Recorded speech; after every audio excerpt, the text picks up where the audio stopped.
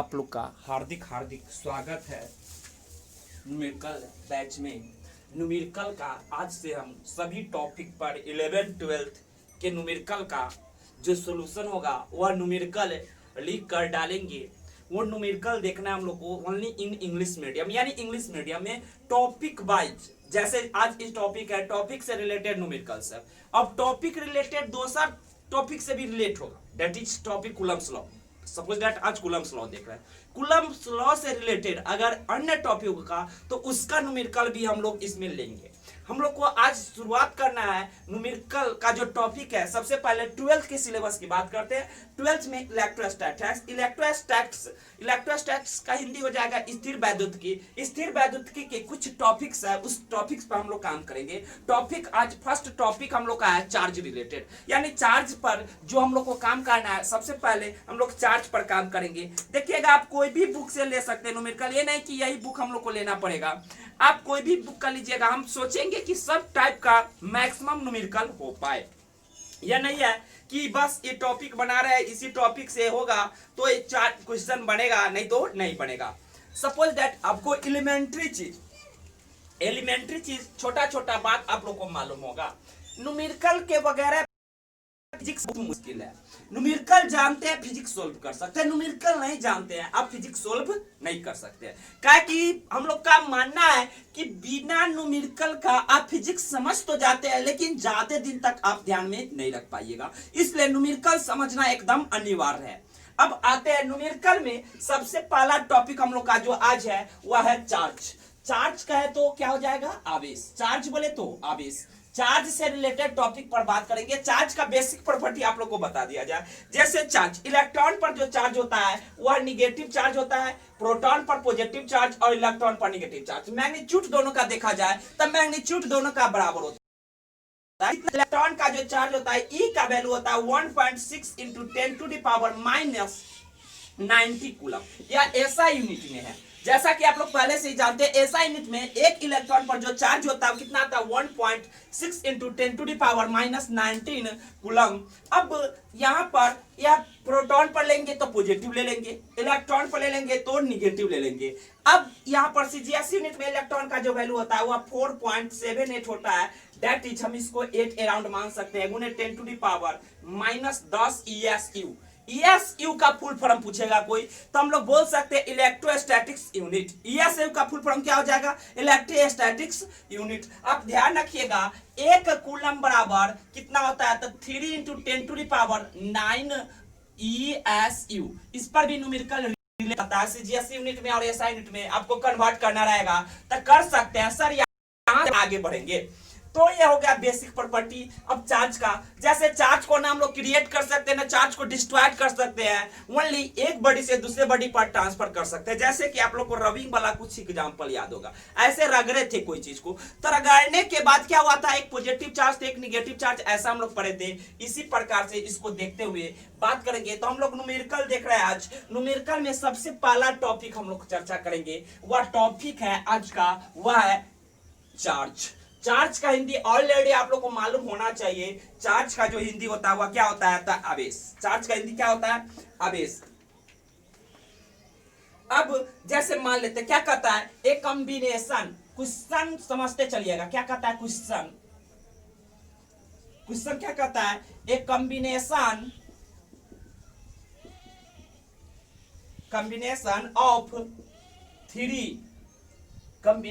Of three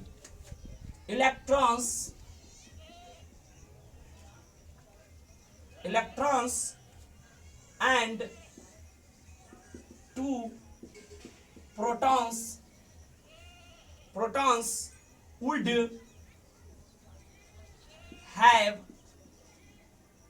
a net charge Q, यानी Q का value पूछ रहा है। एक कॉम्बिनेशन ऑफ 3 इलेक्ट्रॉन्स, यानी एक कॉम्बिनेशन है जिसमें 3 इलेक्ट्रॉन यानी 3 इलेक्ट्रॉन्स है एंड 2 प्रोटॉन्स। प्रोटॉन कितना है? तो 2 प्रोटॉन है और 3 इलेक्ट्रॉन है एक कॉम्बिनेशन का would have a net charge Q, यानी क्यू नेट चार्ज है उसका वैल्यू कितना है वही हम लोग को कैलकुलेट करना है। तो सबसे पहले सॉल्यूशन करेंगे तो क्या कहेंगे क्यू इक्वल टू कितना है, तो 2 प्रोटॉन यानी 2e प्लस माइनस 3e, ऐसा क्यों लिखे है, तब 2 ठो प्रोटॉन है, इलेक्ट्रॉन कितना है तो 3 ठो, इसलिए ऐसा लिखे है। इट मींस माइनस e हो जाएगा, q का वैल्यू कितना हो जाएगा तो माइनस e का वैल्यू कितना होता है 1.6 इंटू 10⁻⁻19 कूलम। इसमें नहीं डाउट होना चाहिए, ये तो समझ में आ गया होगा। नेक्स्ट क्वेश्चन हम लोग का है what net electric charge would on the 1 million proton have, यानी 1 मिलियन प्रोटॉन है उस पर नेट चार्ज कितना होगा। क्वेश्चन नंबर या फर्स्ट क्वेश्चन सेकंड क्वेश्चन देख रहे हैं, क्या कहता है what net electric charge would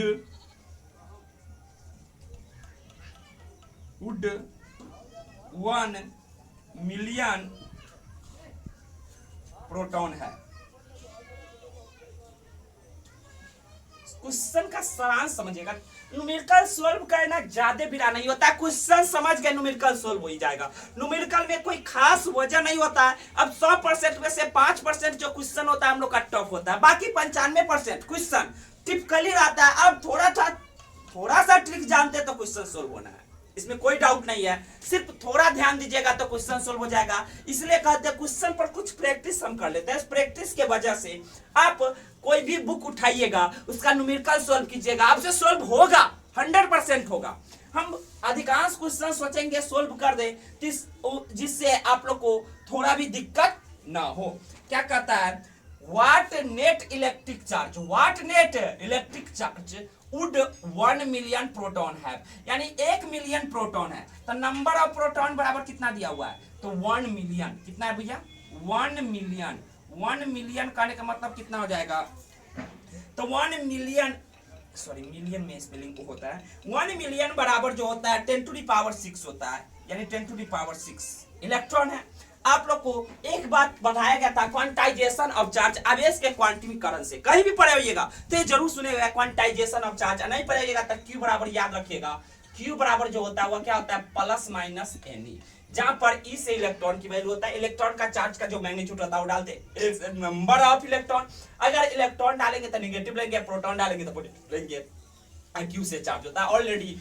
कहां से आता है क्वांटाइजेशन ऑफ चार्ज, क्वांटाइजेशन के मतलब क्वांटमीकरण से, आवेश के क्वांटमीकरण से आया हुआ है। वही बात कहता है व्हाट नेट इलेक्ट्रिक चार्ज, क्या होगा net electric charge would 1 million proton है, यानी 1 मिलियन प्रोटॉन पर कितना इलेक्ट्रिक चार्ज होगा वही निकालना है। तो सिंस हम लोग जानते क्या जानते तो Q बराबर Ne। सर यहाँ पर प्रोटॉन है तो पॉजिटिव होगा, प्रोटॉन है तो पॉजिटिव होगा, यही जगह इलेक्ट्रॉन आता तो क्या होता नेगेटिव, तो हम लोग डाल देंगे तब 10⁻6 इंटू इलेक्ट्रॉन का वैल्यू कितना आता है 1.6 इंटू 10⁻⁻19 कूलम। अब इसको सोल्व कीजिएगा तो 1.6 इंटू 10⁻⁻19 में +6 जोड़ देंगे पावर का, जैसे 10 बेस सेम है, 10 यहाँ पर भी है 10 यहाँ पर, ये तब पावर आप लोग को मालूम होगा पावर जुट जाता है, तो एक पॉजिटिव एक निगेटिव है, इसके कारण यह घट जाएगा तो कितना हो जाएगा 10⁻⁻30 कूलम। चलिए एक क्वेश्चन भी सोल्व हो गया। नेक्स्ट क्वेश्चन देखते हैं। क्वेश्चन देखिए क्या कहता है एक glass rod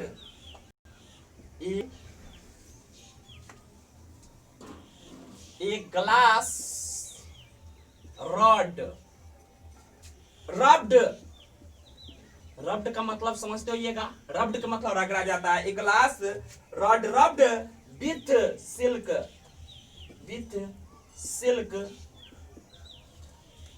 acquires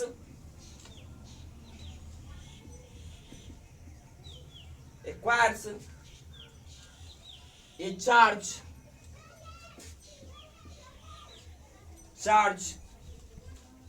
of 8.0 into 10⁻⁻10 coulomb. How many electrons have been transferred to the silk। आइए क्वेश्चन को थोड़ा समझ लें।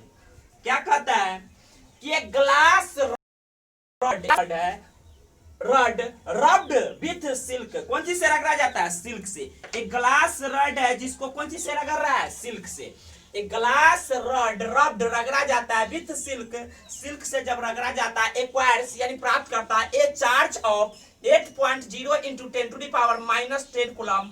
हाउ मेनी इलेक्ट्रॉन्स यानी कितने electrons have been transferred to the silk, यानी सिल्क पर कितना गया, कह रहा है transfer to the silk, silk पर। यहां पर आप देख सकते हैं ग्लास रड से इलेक्ट्रॉन कहां पर गया? तो सिल्क पर गया है। तो कितना इलेक्ट्रॉन गया काउंट करना है। दैट इज हम लोग को फिर नंबर, यहां पर नंबर दिया था इलेक्ट्रॉन का, तो हम लोग को चार्ज निकालना था। फिर से वही सॉल्यूशन करेंगे, तो फिर से हम लोग लिखेंगे, सिंस हम लोग जानते हैं कि यहाँ पर चार्ज का वैल्यू, जो क्यू का वैल्यू दिया हुआ कितना दिया? 8.0 इंटू 10 टू द पावर -10, जो दिया रहेगा उसको पहले डाटा लिख लीजिएगा। उसके बाद हम लोग को फाइंड आउट क्या करना है? एन से नंबर ऑफ इलेक्ट्रॉन, और ई का वैल्यू तो ऑलरेडी मालूम है, तो हम लोग का फॉर्मूला है कि फॉर्मूला कौन सा होगा? तो since formula.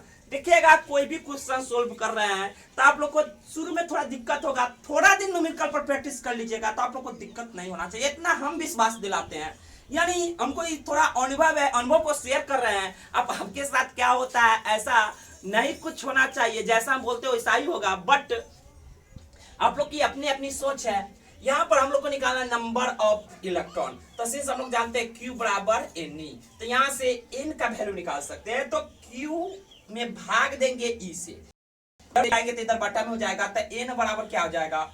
Q by E। तो sir 8.0 into 10 to the power -10, तो 1.6 इंटू 10 -19। कूलम दिया हुआ था यहाँ पर, तक कूलम इस इलेक्ट्रॉन का भी कूलम डालेंगे तो यूनिट से यूनिट कट जाएगा। ऐसे यूनिट लास्ट में डालिएगा, बीच में यूनिट डालने से कभी कभी कंफ्यूजन हो जाता है। चलिए यहाँ पर डेसिमल से डेसिमल कैंसिल कर देगा, तो 16 के कई बार पढ़िएगा, कितना टाइम्स मल्टीप्लाई कीजिएगा तो 80 आएगा, तो 5 टाइम्स। कितना टाइम्स? 5 टाइम्स, यानी 5 इंटू 10 टू द पावर -10, नीचे से ऊपर जाएगा तब +19। इट मीन्स कितना हो जाएगा? तो 5 इंटू 10 टू द पावर 90, 90 में से 10 जाएगा तो कितना बचेगा? 9। इतना नंबर ऑफ इलेक्ट्रॉन, यानी कहां से कहां गया होगा? तो सर ग्लास रॉड से सिल्क पर गया होगा। अब देखिए एक बात और हम लोग को सीखना पड़ेगा, यहाँ पर सीखने का मौका भी मिला और सीखना पड़ेगा आगे न्यूमेरिकल देखने के लिए, कि जिससे इलेक्ट्रॉन निकलता है, जिससे, जैसे मान लीजिए रब्ड किए, ग्लास रॉड है, सिल्क है, इसको ग्लास मान लिया जाए, इसको सिल्क मान लिया जाए, इलेक्ट्रॉन इससे इस पर जंप करेगा, ग्लास से सिल्क पर जंप किया, तो इलेक्ट्रॉन जिस पर जाएगा उस पर क्या कर देगा? Negative charge. और जिस पर से छलांग लगाएगा, जहां से कूदकेगा, वहां पर कौन चार्ज हो जाएगा? Positive charge. अब देखिए इलेक्ट्रॉन का समथिंग मास होगा, सपोज दैट हम इस घर, हम जहां पर वीडियो बना रहे हैं उस रूम से निकलकर बाहर चले जाए, तो रूम का अगर टोटल वेट देखा जाए तो हमारा वेट उसमें से कम जाएगा। उसी प्रकार से यहां से इलेक्ट्रॉन कूदकेगा तो इसका मास डिक्रीज होगा, मास डिक्रीज, इसका मास इंक्रीज। देखिएगा कहीं भी नीचे एरो का चिन्ह देते हैं, इसका मतलब समझिएगा डिक्रीज हो रहा है, जहां पर ऊपर दे रहे हैं वहां पर कौन सी मान जाइएगा? इंक्रीज। ये थोड़ा कोड है अपना, आप लोग भी इसको ध्यान कर ले तो सुविधा होगा हमको समझाने में, लिखने में। इंक्रीज डिक्रीज लिखेंगे तो टाइम लग जाएगा। सो यहाँ पर क्या हो जाएगा? सिल्क में, या हो सकता है तो यहाँ पर ही बोल सकते हैं। तो कितना इलेक्ट्रॉन कहां से कहां गया? तो सर इस क्वेश्चन के अकॉर्डिंग ग्लास रॉड से सिल्क पर गया है कितना इलेक्ट्रॉन? तो 5 into 10 to the power 9। Next question, in the above question what is a charge on the silk? क्या क्वेश्चन कहता है? In the above question, in the above question, in the above question what charge